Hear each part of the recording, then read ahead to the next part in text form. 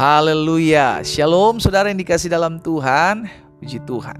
Hari ini kembali lagi saya menyapa setiap umat Tuhan, dimanapun Bapak Ibu Saudara berada.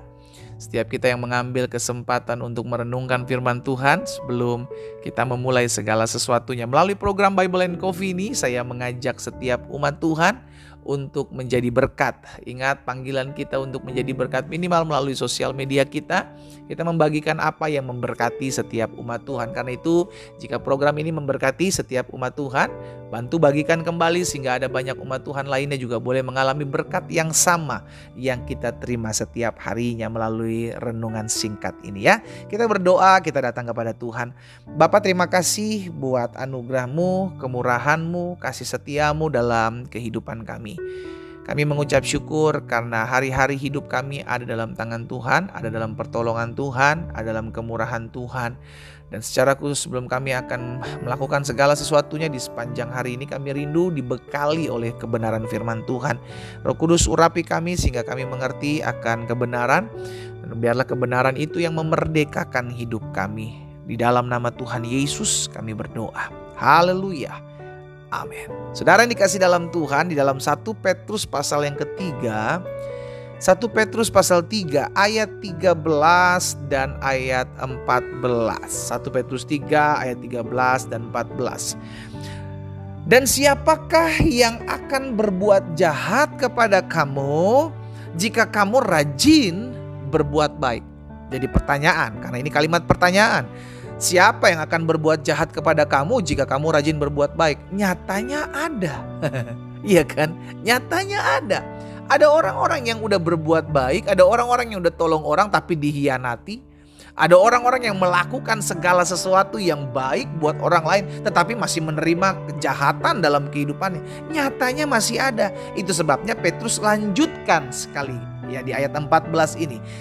Tetapi, kata tetapi ini kalimat sambungan dari ayat 13. Tetapi sekalipun kamu harus menderita juga karena kebenaran, kamu akan berbahagia. Itu sebabnya kenapa judulnya hari ini menderita namun berbahagia. Saudara, ada banyak orang-orang merasa, saya menderita ya berarti saya nggak bahagia. No, firman Tuhan berbeda. Hari ini kita diingatkan kalau ada orang-orang yang mengalami perbuatan jahat, sekalipun dia terus melakukan perbuatan baik, Petrus bilang, engkau adalah orang yang berbahagia. Di ayat 14, tetapi sekalipun kamu harus menderita juga ketika kamu rajin berbuat baik tentunya, kamu akan berbahagia. Sebab itu janganlah kamu takuti apa yang mereka takuti dan janganlah gentar. Saudara yang dikasih dalam Tuhan, hari ini kita diingatkan oleh kebenaran firman Tuhan ini bahwa ada kalanya ketika kita rajin buat baik, kita tolong orang, kita support orang, ya kan? Orang itu tikam kita dari belakang, orang itu mengkhianati kita dari belakang. Karena itu yang sedang terjadi di dunia ini. Alkitab katakan, di hari-hari terakhir akan datang masa yang sukar. Orang yang jahat akan semakin jahat. Berarti orang yang baik, saudara yang dikasih dalam Tuhan, yang menerima perlakuan yang jahat, dikatakan firman Tuhan hari ini, engkau akan mengalami kebahagiaan. Kenapa? Jadi pertanyaan, kenapa bisa dikatakan oleh firman Tuhan orang yang melakukan kebaikan dan mendapatkan perlakuan yang jahat, dia adalah orang yang berbahagia? Kenapa? Karena fokus kita bukan kepada kenyataan apa yang kita lihat. Kalau kita hanya fokus kepada perbuatan-perbuatan orang terhadap kita, saudara, kita akan kecewa.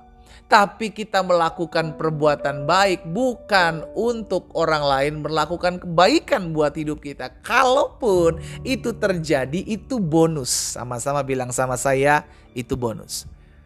Tetapi kalau kita melakukan kebaikan lalu orang ini justru mengkhianati kita, kita tolong dia justru nusuk kita dari belakang, mau gosipin kita. Ada orang-orang seperti itu banyak. Karena dunia ini semakin jahat dan orang-orang yang kita udah lakukan baik, yang udah tolong, yang udah dibantu justru membuat kita susah, justru menusuk kita dari belakang, mengkhianati kita. Itu banyak. Tetapi firman Tuhan udah katakan, udah ajarkan. Makanya kita berbuat baik bukan untuk diri kita. Kita buat baik untuk kemuliaan Tuhan. Sehingga ketika orang yang kita baikin, orang yang kita sudah lakukan perbuatan baik kepadanya, tidak membalas kepada kita, kita nggak pusing. Kenapa? Karena kita lakukan kebaikan bukan untuk diri kita. Kita lakukan kebaikan untuk kemuliaan nama Tuhan. Hendaklah perbuatan baikmu dilihat semua orang supaya Bapa dipermuliakan. Bukankah itu yang difirmankan oleh Tuhan? Amin. Itu sebabnya dalam Yakobus 1 ayat 12 juga berkata demikian. Berbahagialah orang yang bertahan dalam pencobaan. Lihat, orang yang bertahan dalam pencobaan, orang yang bertahan dalam ujian, orang yang bertahan dalam kesesakan, orang yang bertahan ketika difitnah, disakiti, berbahagialah.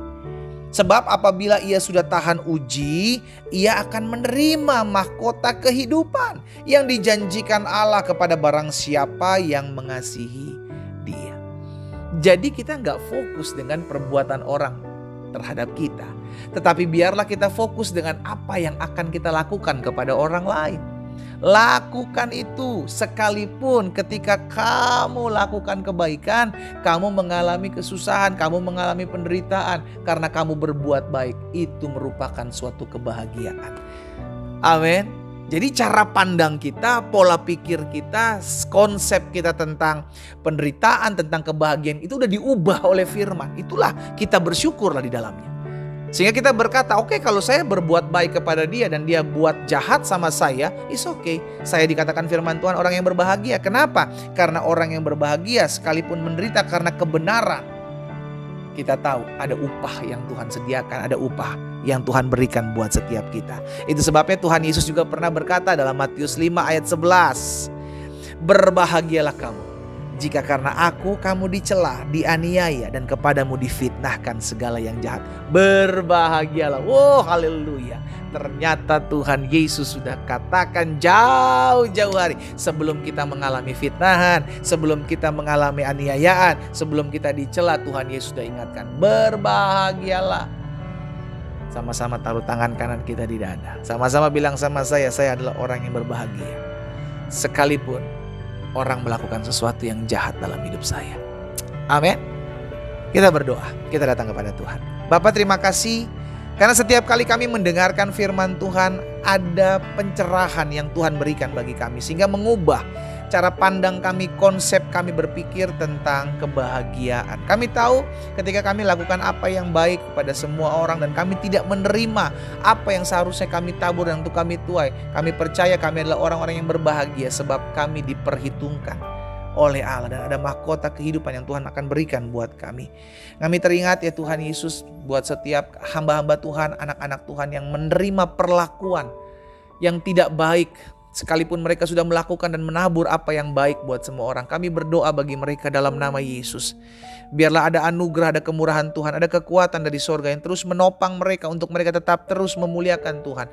Karena sejatinya itu adalah kebahagiaan yang Tuhan berikan ketika kami melakukan sesuatu yang baik, namun kami tidak diperlakukan seperti apa yang harusnya kami dapati. Hamba berdoa juga buat yang sakit. Di dalam nama Tuhan Yesus kami percaya disampaikan firman, disembuhkan mereka. Sehingga kami mengalami kesembuhan, kami mengalami mujizat, kami terima kuasa dan kemurahan Tuhan ada dalam hidup kami. Berkat-Mu ada atas masing-masing umat-Mu Tuhan. Biarlah kami tetap terus hidup melakukan apa yang baik untuk mempermuliakan nama Tuhan. Di dalam nama Tuhan Yesus Kristus kami berdoa. Haleluya. Amin. Kita nikmati kopi kita, saudara. Haleluya. Siapa yang akan berbuat jahat terhadap kamu jika kamu rajin berbuat baik? Sekalipun ada, maka engkau dikatakan orang-orang yang berbahagia. Tetaplah menjadi orang yang berbahagia. Tuhan Yesus memberkati kita.